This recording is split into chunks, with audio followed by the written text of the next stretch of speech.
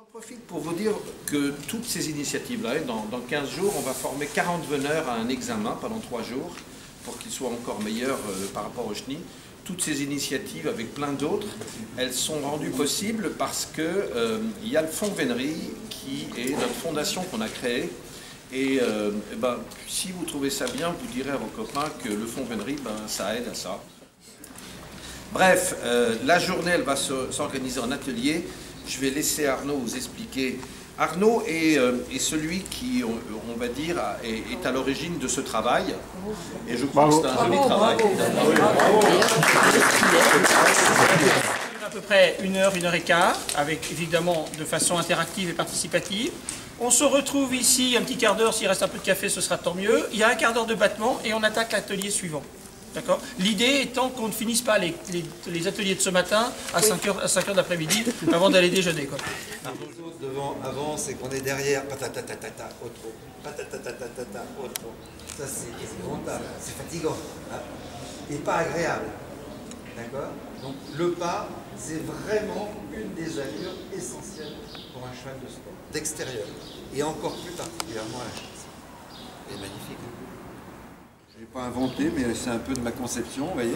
Deux petites lanières en cuir qui se ferment pour pouvoir les démonter sur un anneau.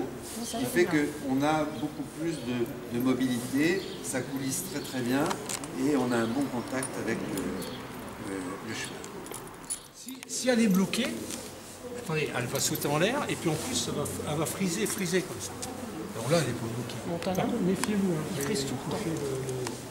La vertèbre. Alors après, vous regardez sur le dos, mais là c'est un petit peu plus difficile. Et comme vous avez, vous, à la chasse, des chevaux qui vont avoir une descente de main tempestive, qui vont treuiller, qui vont partir la gueule en l'air, je n'ai pas dit que c'était 100% des causes. Mais déjà ça, vous allez avoir dans de bon nombre de cas, la réponse, elle va être simplement être là. Simplement être là. Le bon réglage. D'accord? Voilà. Ça c'est la première chose, parce que malheureusement, on croit que le confort du cheval, c'est de ne pas abîmer cette partie-là, alors que cette partie-là, elle n'a aucun effet négatif. D'accord.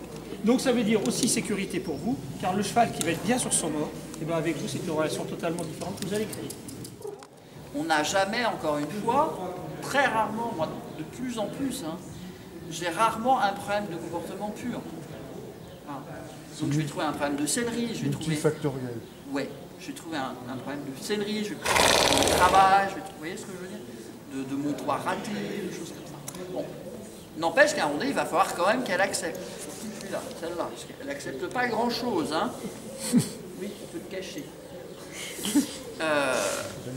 Voilà. Et donc, on va aller chercher progressivement les petites résistances.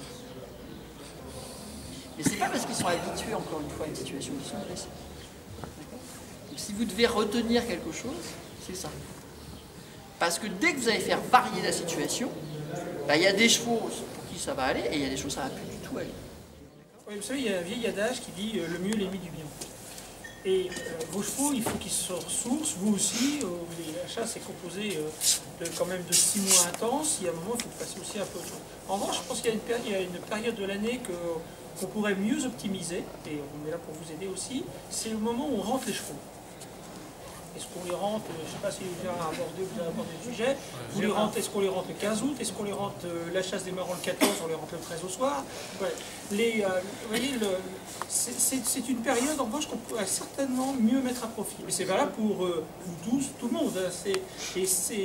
Et l'objet, c'est pas de dire on passe 6 mois avec les chiens et à la chasse, il faut qu'on passe 6 mois à travailler nos chevaux et on est dans un absolu inatteignable.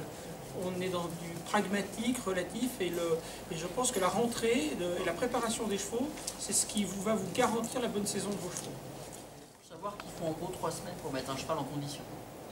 C'est-à-dire qu'à partir de 3 séances par semaine d'extérieur, et sur du fractionné, il y a un entraîneur qui fait 2-30 heures. Voilà. À partir de 3 séances dans la semaine et sur 3 semaines, on monte déjà les chevaux dans leur biochimie, qui leur permettra d'assurer les efforts derrière. Donc c'est à peu près, si on fait le plus c'est bien, mais 3 semaines c'est le minimum. Donc ça veut dire quoi? Ça veut dire que vous avez des choses qui aussi risquent moins de faire des claquages, des problèmes d'entente de boulet, etc. etc. L'idée, c'est pas de savoir tout faire, nous-mêmes on ne sait pas tout faire, mais c'est déjà de donner l'envie. Donc si déjà vous avez eu envie, eh ben, on a quand même commencé à gagner notre part. Ça c'est la première chose, il faut avoir envie. On apprend si on a envie.